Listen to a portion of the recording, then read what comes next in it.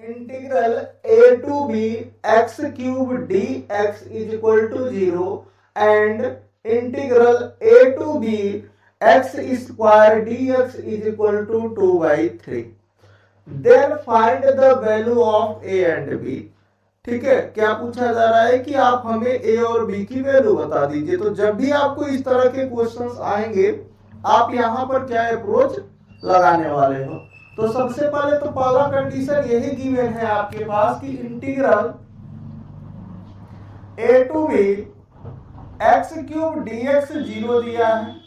तो क्यों ना हम पहले इसको इंटीग्रेट कर लेते हैं, है ना, और जो भी रिजल्ट आएगा उसको हम लोग इक्वेशन देख लेंगे, क्योंकि दो कंडीशन है, दो अननोन है।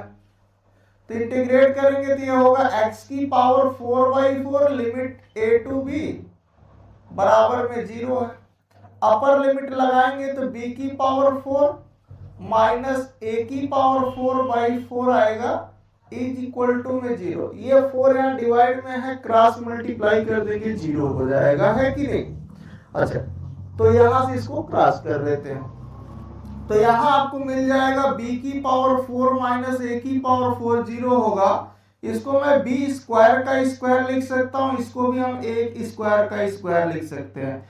अच्छा, a square minus b square भाई क्या होता है, a plus b a minus b। ऐसे यहां पर b स्क्वायर और a स्क्वायर का काम कर रहा है। ठीक है, तो ये हो जाएगा आपका b square plus a square और एक होगा b square minus a square बराबर में 0 होगा।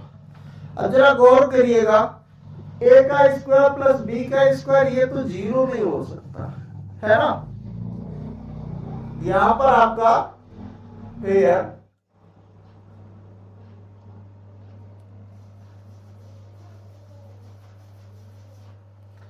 यहां पर हम लोग ये बोल सकते हैं कि जो b square plus a square है ये 0 तो नहीं हो सकता। इसका स्क्वायर कभी भी ऐड करेंगे 0 के बराबर नहीं आ सकता। इसको अगेन ओपन कर देते हैं, तो इसका मतलब 0 कौन हुआ होगा, b square minus a square 0 हुआ होगा। तो इसको हम लोग b प्लस a और b माइनस a भी तो लिख सकते हैं। तो एक बार या तो b प्लस a 0 हुआ होगा या फिर b माइनस a 0 हुआ होगा, है ना, दोनों में से कोई एक हुआ होगा। बात समझ में आ रही है। तो अगर सपोज करिए कि b बराबर माइनस a यहां से आया और यहां पर आया b बराबर a, या तो b माइनस a के बराबर हुआ होगा या फिर b a के बराबर हुआ होगा, दो ही केसेस हो सकती है। अच्छा, यहां पर नेक्स्ट आपके पास इक्वेशन है कि integral a to b x square dx है जो है वो 2/3 के बराबर गिवन है कि नहीं। अच्छा, इसको अगर इंटीग्रेट करते हैं तो ये आएगा x cube by 3 limit a to b 2/3। तो यहां लगाएंगे लिमिट तो क्या होगा, b क्यूब माइनस का a क्यूब अपान में 3 इज इक्वल टू 2/3। क्या यहां तक आप सहमत हैं। ये 3 से 3 कट जाएगा तो मिला b क्यूब माइनस का a क्यूब बराबर में 2। एक कंडीशन आपको दिख रही है, यहां से हमें मिला या तो b माइनस a के बराबर होगा या फिर b a के बराबर होगा। तो दोनों केसेस को हम लोग फॉलो करेंगे, जो होल्ड करेगा उस पर डिस्कस करेंगे। इसको अभी मैं इक्वेशन 1 बना रहा हूं।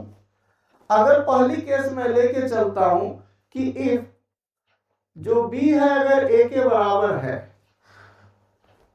तो फ्रॉम इक्वेशन फर्स्ट से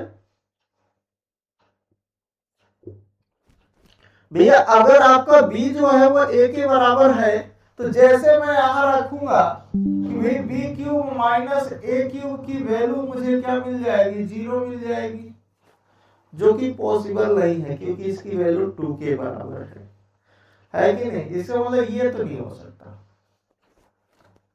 है ना। तो क्या हो सकता है फिर कि इफ अगर मैं b को माइनस a के बराबर, क्योंकि ये फेल कर गया भाई, जैसे आप b के जगह ये रखेंगे ये 0 के बराबर आएगा, ये हमारा 2 के बराबर कर रहा है और 2 कभी 0 के बराबर हो नहीं सकता ना। तो मतलब ये वाली कंडीशन तो फेल हो गई, ये कंडीशन फेल हो गई। बचता है दूसरी वाली कंडीशन, है कि नहीं। इसको रख देते हैं, तो यहां रखेंगे तो ये आपके पास यहां से मिल जाएगा बी क्यूब माइनस ए क्यूब बराबर आपके पास ये किसके बराबर है 2 के। यहाँ वैल्यू रखिएगा तो माइनस ए का क्यूब माइनस ए क्यूब बराबर में 2, तो पावर ऐड है तो माइनस बाहर आ जाएगा, तो माइनस में 2 ए क्यूब बराबर में 2, इसको कट करेंगे तो ए क्यूब की वैल्यू आ जाएगी माइनस का 1, है कि नहीं।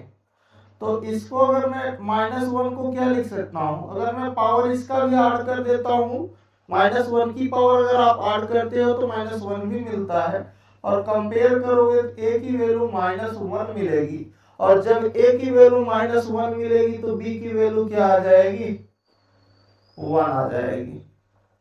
देन अगर ए आपको माइनस 1 मिला तो बी क्या हो जाएगा 1 हो जाएगा, हेंस ए बराबर माइनस 1 एंड बी बराबर 1। यही इस क्वेश्चन का क्या हो जाएगा राइट आंसर हो जाएगा, ठीक है ना।